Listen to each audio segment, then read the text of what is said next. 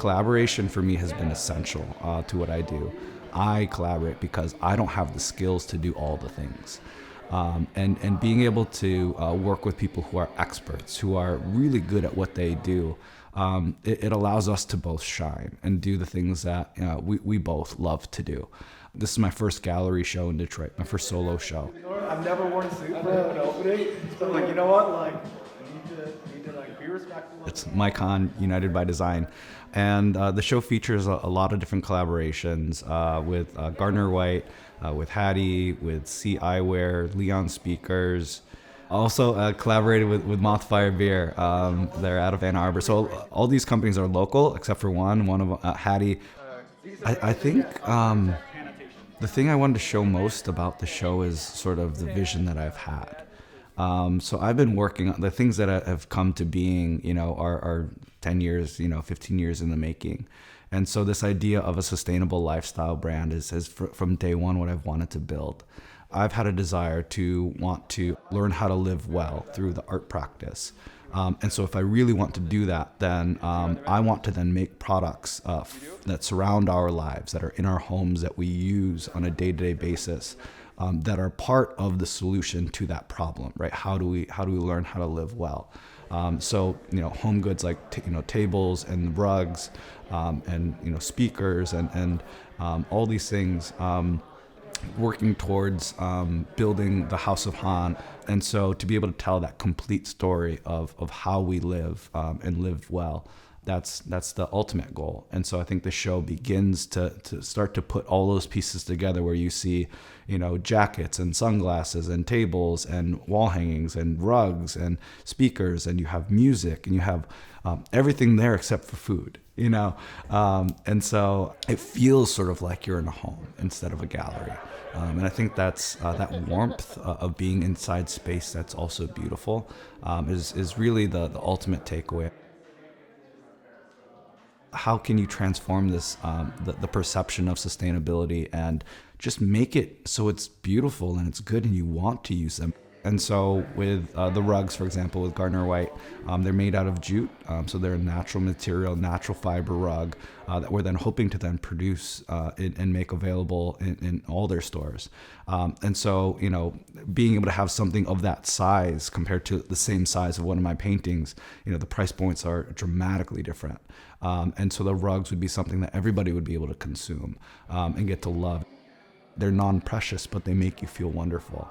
And if they can be, good for the environment as well, or at least not harm the environment, then that's to me a very exciting brand to build, as one that has a reason to grow, has a need to get bigger. Yamazaki cut his teeth here. Yeah, and these were salvaged here. Oh, it's salvaged. So I believe the office is based here. So I essentially vandalized a set of Minoru Yamazaki blueprints and Albert Kahn blueprints, two of the most famed architects in the city of Detroit. They are salvaged blueprints, documents that were found, and they're quite weathered. They're I think they're both roughly from about the 60s as prints. They're not original drawings. But it's a series I call Modern Vandalism, as I'm very much inspired by graffiti. The salvaged blueprints are documents that they were designed for a very specific purpose. They were drawn to create plans to help you build something. And then once those things are built, those documents have very little value. They no longer serve a purpose in which they were intended. And so they collect dust. And so as something that is essentially garbage, that has lost its usefulness, I then vandalize and destroy these documents in order to shine the light on them. So now, instead of collecting dust in the basement, these things end up on people's walls. They end up framing these things and putting them on their walls in a very I think interesting way. This act of destruction has become an act of preservation. The Minoru Yamazaki prints that I have in the show, they were actually painted with an ink that's made from sequestered carbon. So it's a technology that was invented by these guys from MIT. It's a company founded called Air Ink. And they are working to solve the problem of air pollution in India from their home. And so taking that air pollution from factories and turning it into something functional, and then applying that, sequestered carbon onto these salvage blueprints, again, it speaks to then this layer of how I'm aspiring to live. When they go to the show, I want them to feel comfort. I want them to feel joy.